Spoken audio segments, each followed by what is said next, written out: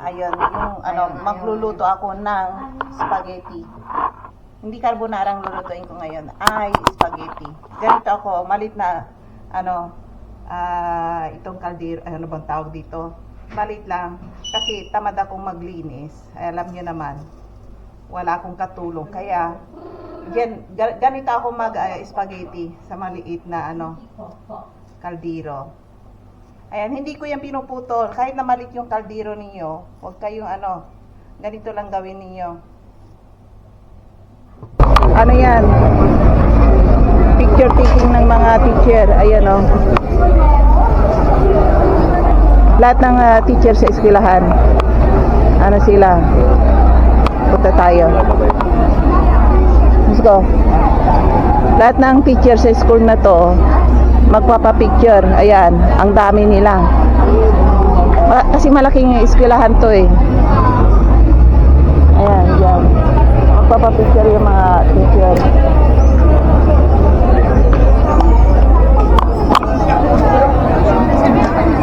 Ayan, ayan. I-flip natin.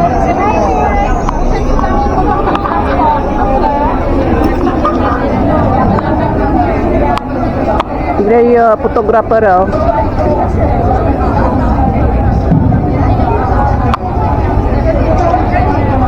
Tignan yung photographer oh, may malaking ilaw. Kailangan ko yung malaking ilaw na yan. Uwi na kami. Diba ang camera ko? Hi mom.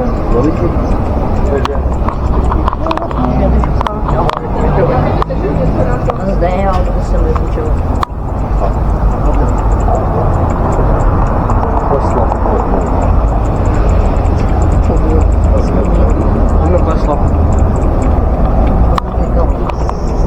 Ang init, pinagpapawisan ako. Ayan, nakikita nyo yun. Talaga masungit yung principal dito. Pakataw. Usted se ve pequeño. Usted nace en la fruta. Estamos en esto. Entonces sigue nada.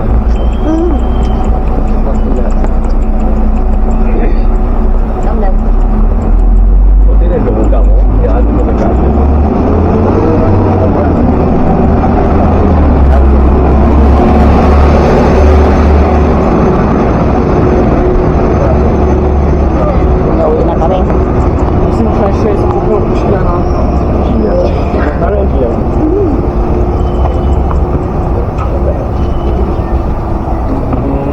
Hey, what you doing? Shut up! Oh, talaga ba naman makukulit? Mamaya tawag pa ng pulis ang mga yan. Pati ako masama sa presinto. Kaya ko yung kumakaibigan niyo mga pasaway. Kung dinala sila sa presinto, masasali rin kahit na wala kayong ginagawang masama.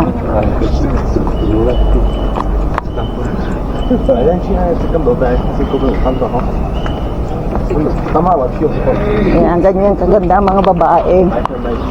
Ayan. Breakfast yata ito. Palawap. Oo, maganda ng mga babaeng nasa loob. Mga student mga yan. Ayan, takbo.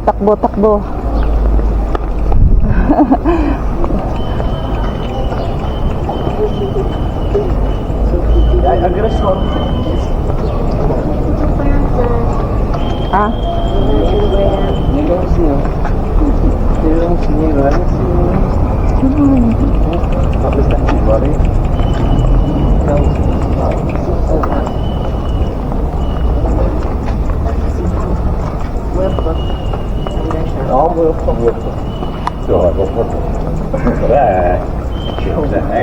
Ah? What? It's his business. Who? This guy. Your business? You see, my But that is Vietnamese. you see my shop. My shop. This is my business. Business daw niya yung Vietnamese. Biruan nila. Sabi ko sa inyo yan. Sabi ko gano'n sila, hindi raw.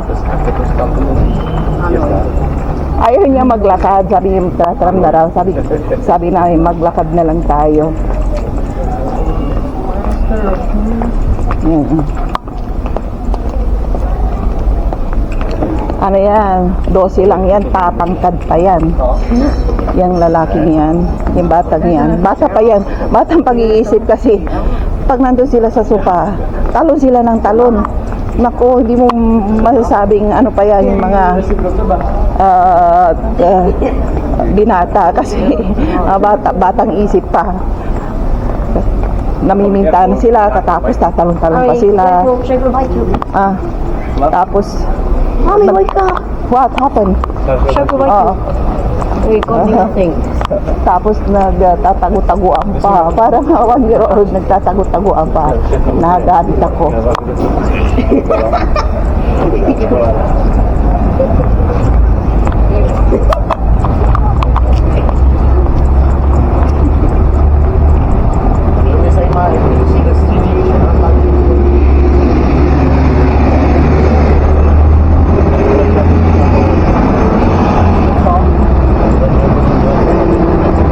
Ayan. Gusto nyo ng mga tinapay, oh. Ayan, dito na tayo. Ayan ang tinapay, hotdog. CNN, what do you call? Nigger. Here. Ayan.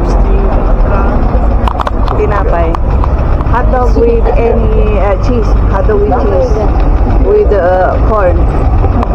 Ano yan? Ano to? Parang ano yan? Ngayon, hindi ko alam kung anong flavor yan. Ayan, mga ano, paninda nila. Ayan. Dito tayo. Dito na tayo sa city nila.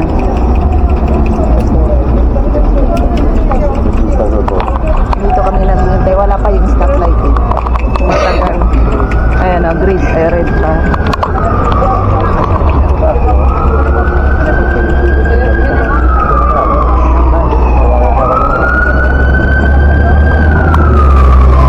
Ayan, dyan banda kasi yung hospital yan. Ambulance. Ambulance.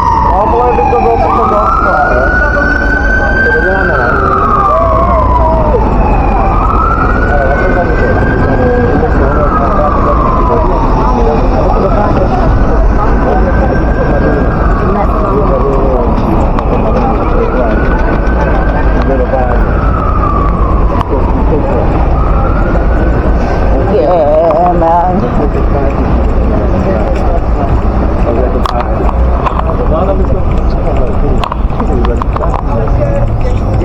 Kami naglalakad-lakad. Uuwi na kami.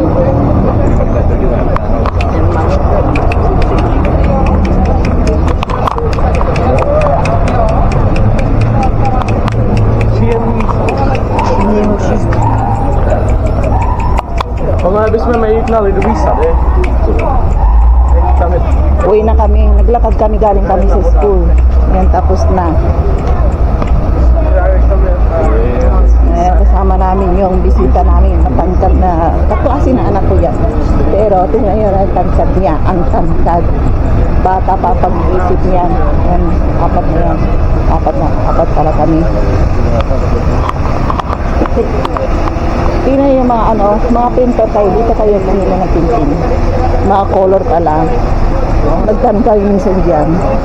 Ang mahal, isang color lang is malit na ano yun parang nakalagay sa malit na plastic lang yung color na yun. Sabi niya is 3,000 something sa check. May mas mataas pa doon, 6,000. Isang kulay lang. Para sa calculate ng piso lang yun. Sabihin yung 6,000. Aabot na yung 26,000.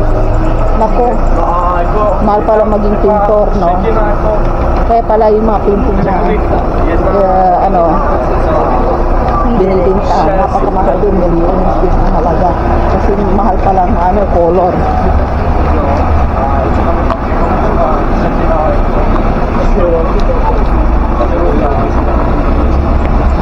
Ayan, dito tayo sa sa munisipyo na.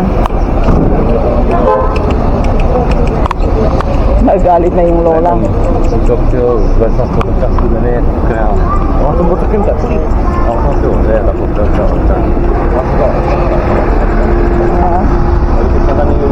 Yung mga ano lang, may mga lisensyang na nakapasok dito. Kasi bawal dito maggrado. Tulad yan. May mga sticker yan na pruweba na pinapayagan sila ng police. Ayan, pwede pala magagahan dito. Oh. Pwede magagahan dito. Ah? Pizza. Ayan, pizza, let's go. Bibili kami ng pizza dyan. Ayan. Bibili kami ng pizza. Ayan, yung tatlong yan.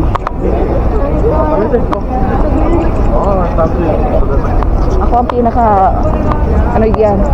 Pinaka, ay, pag, ba yan? Ang init, grabe ang init. Ang dalang yan. Tatlo. What's that? Aha, para sila nakita na ano. May ano doon. Maliit na iisiyakan. Parang nila nakita o mga yan. Parang itik ang pinaglaruan na nila. Nakatira yung mga bata rito sa ano sa city talaga. Pag punta mo ng probinsya or sa ibang bansa, hindi mo nakikita para mga ignorante. Ang ganyan ang mga ano. Tulad ng asawa ko nung unang salta sa Pilipinas. Nakita siya na ano yung butike sa bahay kasi maraming butike doon sa bahay ng nanay ko. Sabi niya, wow! Sabi niya, butike, picture doon, picture dito. Lahat lang ano, pati yung mga gumagapang. Ayun, yung ano, magluluto ako ng spaghetti. Hindi carbonara ang lulutuin ko ngayon, ay spaghetti. Ganito ako, malit na, ano, itong kaldero, ano bang tawag dito? Malit lang, kasi tamad akong maglinis. Ay, alam nyo naman, wala akong katulong. Kaya, ganito ako mag-spaghetti sa maliit na, ano, kaldero.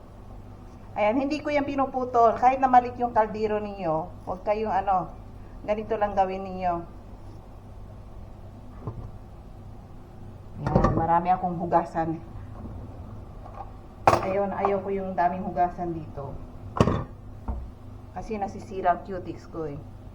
Yan. Ganyan lang ako mag-spaghetti. Oh. Kaliit na kaldero, pinagkasya yung ano, yung mahabang pasta. Ayan, ganyan lang ako, yun oh. Unti-unti ng ano, unti-unti ng lumulubog. Nung unang ano, pinuputol ko. Sabi ng ng asawa ko, kapag nakita ka ng mga Italian, pagtatawanan ka kapag nakita yung video mo, yung spaghetti mo is pinuputol mo, sabi niya ganun. Alam niyo naman ng mga Italiano, ang hihilig. Ang lapit lang ng Italy rito sa amin. Nakapunta na ako dun sa Italy. And ilang hours? 10 hours ang driving papunta doon. Nag-hotel kami doon eh. Kasama ko yung mga anak kong mga Chekwa. Ayan. Gustong-gusto nilang bumalik ulit doon. Pwede ka rin mag-bus papunta doon dito sa Czech Republic. Papuntang Italy. Mura pa ang bus. Kasi kapag nag-drive ka, ang mahal ng gasolina. Mura ang bus. May bus papunta doon or train. May train din. Kaso nga lang matagal. Ayan, tingnan niyo. Ayan, naluto na. Ayan, tingnan niyo, oh. Ganyan lang, ginawa ko lang, ayan. Ayan, dinubog na lahat yung ano ko, pasta. Mahaba yan, ha. Ayan, wag na kayong kumuha ng napakalaking kaldero paglutuan ninyo. Ayan, katapos lagyan nyo ng kunting asin. Ayan. Ganyan lang yan. Easy. Ayan, hintayin ko muna mga 10 minutes na papakuluan to. Ay, yung pasta, ay, frozen tong mozzarella cheese ko. Eh, kasi nung hinati ko, nung nagbakasyon ng anak ko, kasi hindi ako mahilig sa cheese. Eh, nakalagay yung isa na plastic, nagkaroon na ng mold. Eh, kaya para hindi magkaroon ng mold, kapag nakabili kayo ng ganito, ilagay nyo sa freezer. Huwag doon sa malamig lang. Doon sa ano, i-frost ninyo para kahit na isang taon dyan sa ano, sa refrigerator, sa freezer. Ano yan? Hindi masisira. Ganon ang style ng mga ano. Kahit nabili kayo ng cheese, nung una, ang ginagawa ko, minamadali kong ipakain sa kanila, sayang. Ang dami kong binibigay na cheese, halos araw-araw ako nagluluto with cheese. Ngayon sabi ko, kasi kapag hindi ko niluto lahat yung cheese, nagkakaroon ng mold. Sabi ko, ano kayong gagawin ko rito? Tapos kuminsan yung biyanan ko at saka yung mga kaibigan niya, namimigay rin ng cheese. Sabi ko, sayang. Sabi ko na naman, cheese na naman. Sabi ko gano'n. Ang dahil pa natin dito, sabi ko gano'n. Yung iba pa nga, sabi ko, tinatapon ko na. Hindi na natin nauubos. Sabi ko gano'n sa kanya. Kaya ang ginawa ko ngayon, nilalay ko sa freezer. Hindi doon sa taas. Doon talaga sa freezer. Hindi yan masisira.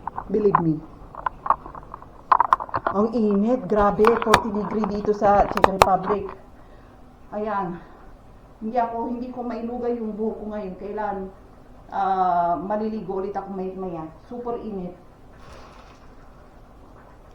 Magsuswimming kami yata sa Germany. Malapit lang kasi ang Germany rito sa amin. 15 minutes driving. Magbabayad ka yata ng entrance fee doon sa swimming pool. One day yun. 1 day yata. 3 hours yata. Magkano ang entrance fee ng isang bawat katao? Hindi ko alam, 3 euros yata.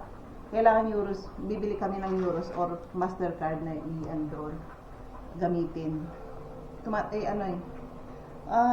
Doon tayo magsuswimming. Kasi yung may swimming pool kami rito sa malapit sa amin, inaayos, ni-renovate. Hanggang ngayon, ilang taon na? 3 years na ni-renovate. Hindi pa tapos. Ay, nako. Ayan. Malapit lang maluto yung Gutom na yung anak ko Para sa anak ko to. Hindi ako mahilig sa pasta. Kahit na mga pansit canton, okay lang na maraming sili at saka nakalimutan ko na. Ano ba yung sinasabi ko? Ano ba yung sinabi ko sa inyo? Ay, nako, ulyanin na. I-change topic natin. Nakalimutan ko yung sasalita ako. Nakalimutan ko yung sinasabi ko sa inyo. Ay, nako. Iba talaga pag tumatanda na. Yan. Yan tayo. Ayan, malambot na. I-lower temperature natin para Tapos pabayaan natin dito. Mga 5 minutes. Ayan. Mag-isa muna siya dyan. Ayan, luto na. Ganito ako mag-spaghetti. Sa ayan. Frozen yan. Nilagay ko na mozzarella cheese. Tapos, lagyan lang natin ng ketchup. Hindi ko na ginigisa. Walang halo-halong katulad sa Pilipinas. Ayaw nila ng parang sa Pilipinas na spaghetti. Ganito lang ang gusto nila. Sana ko. Pero kung gusto nyong haluan ng mga hotdog at kung ano-ano pa, karne ng baboy, okay lang. Sa amin dito, basta't may cheese, it means spaghetti na. Ayan. Madali ang lang to pagluluto. Pag may ketchup sa amin, makakagawa ka na ng ketchup at mozzarella cheese, kahit na anong cheese. Pwede na. Katapos, para mas masarap to, lagyan nyo ng hindi pa nagme-melt yung lagyan nyo ng kahit na anong gusto ninyo na seasoning. Lagyan nyo ng, huwag kayo maglagay ng asukar kapag kapag mga puti ang bibigyan nyo ng spaghetti. Ayaw nila rin yung banana ketchup. Yung tomato ketchup ang gawin ninyo. Ganito lang, pagkain na ng anak ko to. Gumawa ako minsan parang sa Pilipinas. na banana ketchup ang hinalo ko. Ayaw nila. Sabi ng asawa ko, pati ang tamis. Sabi niya gano'n. Ayan, ganyan lang yan. Basta't may ketchup, pwede na. Tapos, lagyan ng bawang paminta. Hindi ko pa pala nilalagyan ng, ayan, bawang powder para pampasarap. Tsaka paminta. Paminta powder kapag bibigyan nyo yung mga anak ninyo. Huwag yung dinurog ninyo. Kasi, ayaw din nila yun. Tsaka asin. Nilagyan ko na ng asin to. Kanina pa. Ayan, ganyan lang yan. Ayan, may ano na. Yung cheese hindi pa na may melt. Kaya, ayan, ganyan. Ilagay ko sa ilalim. Luto na.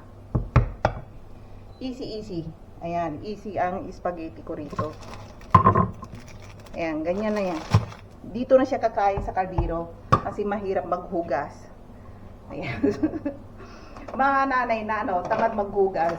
Sa kaldero pinapakain yung mga anak. Ayan. Ganyan lang yan. Pagkain na ng bata yan. Kung naubusan ako ng hotdog, ay tamad akong gumala ngayon kasi ang init sa labas. Nakakatamad umalis. May magro-grocery ako. Ay, may ano, kahit na ano, ilagay ko dito, ham or any. May ham na ako eh. May ham ako, nakalimutan ko ilagay. Ayun, luto na. Pwede, ganito lang. Ham na. Kahit na ngayon, luto na to, no? Kasi yung ham naman, pwede mo nang kainin. Mo lang, punit-punitin mo yung, yung ham. Pwede na. Ayan. Diyan ko papakainin yung anak ko na spaghetti. Yun. Unique. Tamad ako maghugas. Ang dami ko pang hugasan. Hindi pa nahugasan. Ganyan ang mga tamad maghugas. Tara.